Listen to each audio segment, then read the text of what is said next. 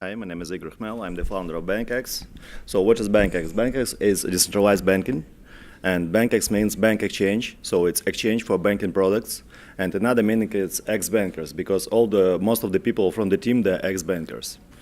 So I will give you a short introduction of the concept of decentralized bank as a service, if you maybe not familiar with that.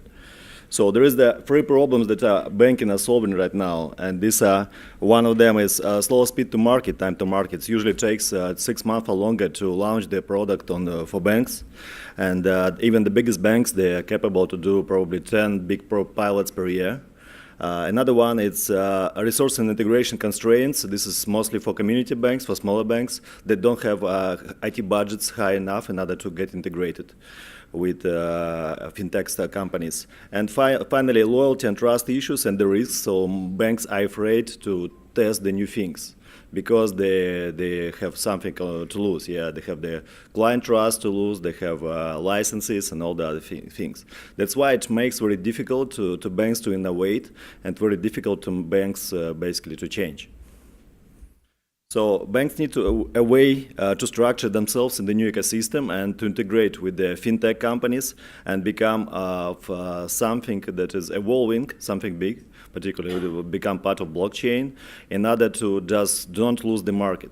So if the banks, for instance, losing just the customer face, they're losing 25% of their profits, and so they're in the risk to become like telecom companies who already lost a big part of their margins to Apple and other companies.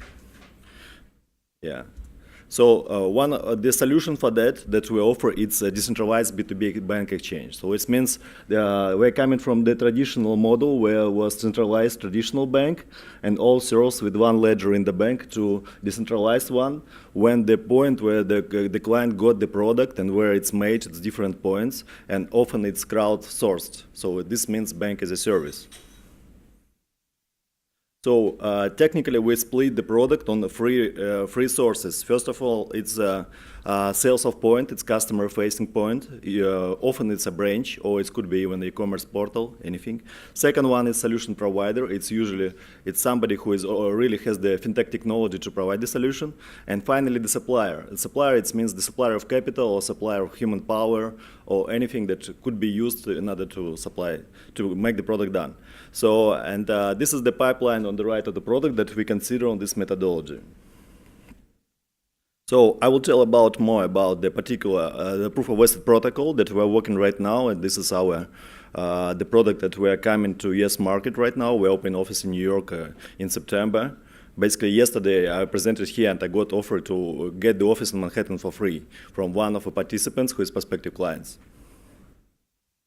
So the problem which we solve with proof of asset protocol, there is a problem of access to the capital for small companies. So let's assume the big company is McDonald's and they have 15,000 branches in United States. So they have low interest, they have a lot of access to capital, so there are no problems.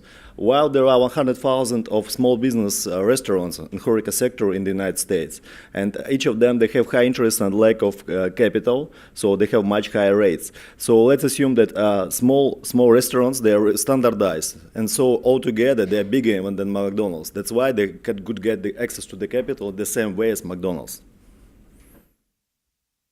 So liquidity is a complex thing. It's the same as to find the life in the universe, to find the liquidity, because you need to find all the things together. You need to find right geo, right time. You need to find low legal and accounting costs. It's all together, and then the things become liquid. So, and when you're using blockchain, you're decreasing the legal and accounting cost, and you're solving the geo problem. And that's why you're expanding the amount of assets that could be tokenized or that could be liquid. And we apply for that tokenization. Tokenization is another way of securitization. So we believe this is one of the coolest implications for blockchain, because instead of just for securitization using those 8 entities, these are payment agents, auditors, tax guys, and many others, you're using one blockchain. So you're saving a lot of money and time, and you enable new assets. And this is the concept how this works. So in the middle we have bank as a service, we have a plug-and-play engine, and we have third-party applications that are coming, tokenizator and escrow, and then we come to the capital markets in three ways. This could be public security market, this could be coins and crypto exchanges, or it could be tokens. So for our ICO in the United States, for pre-ICO, we are using the third model. So we are making private placement memorandums, and we are using private offerings. So it means that we are not really like selling coins or anything. We are going to the token model. This is deals in pipeline, so it's even more right now. So one of them is pay-the-loan securitization. So it's multi-originator securitization of pay-the-loan companies with escrow in payment in the cash-in machines for underbanked people. They come there, they top up their accounts for thousands of pay-the-loan companies, and we combine them all together to make the pool big enough and standardized to make a securitization. Then there is a tokenization of rejected small business loans, crypto gold, and the last one is the very interesting. It's a skyscraper in Moscow City. So it's a big building where we're installing Internet of Things. The building is going to be built. So and where the model is the following: we install Internet of Things, so devices that track the movements within the premises. And if there is a movements more than 4 hours per day, it means that premise is occupied. As soon as it's occupied, the royalty should be paid to our buyers of this token. So this is how this kind of revenue sharing model that is backed on the real occupation of the building that is instantly proven. So this means proof of asset. So to make this happen, we enable we should to make high standards. Banks, they usually have a high SLA, so 99.6%, and all the things should be standardized. That's why we're joining the biggest foundation in the organization. We already joined Symphony Foundation. It's open source protocol for chat, similar to Bloomberg. Then we joined Microsoft Azure. We got grant for them and doing this on virtual machine on Microsoft Azure. We're in negotiations with Consensus about using their balance-free product as external audit engine for our contracts. And we have prospects from dark pool of liquidity from Wall Street or OTC brokers.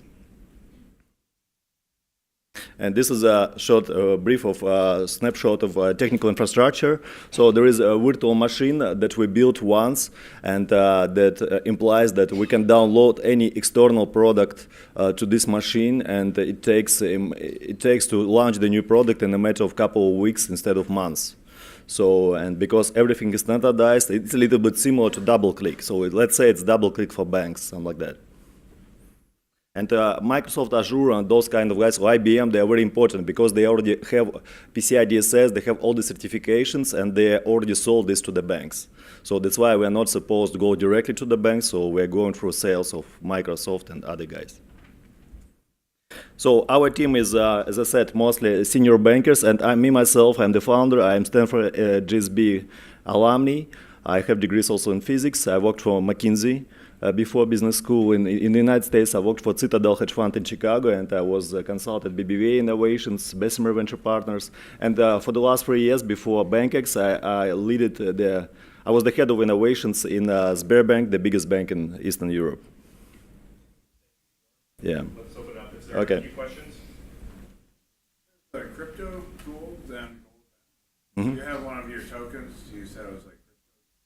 Yeah, it's so it was gold mint. So it's there were 8 crypto gold tokens. So the tokens that we have in pilot right now is the token that is backed by kind of gold custody. So we have a device where you put the gold, it's scanned, and then if you agree on the amount that you can get on your wallet, you push the button and it goes on the back to the safe depository.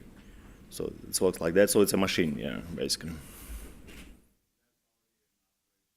No, it's in the development. So we have like big prototype of that machine. It's the problem to decrease it.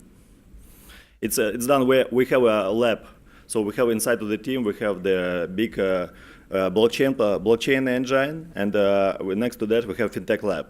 And we started as fintech lab 2 years ago, and that's right now this fintech lab generates for us new technologies or finding them in the market to use for tokenization. Yeah, one more thing to add. So we already closed 1.5 million pre-sale, pre-ICO, and we're doing ICO in October, and 4 years it's only yes accredited private placement. So just if you US accredited investors, then you can find me later. Thank you.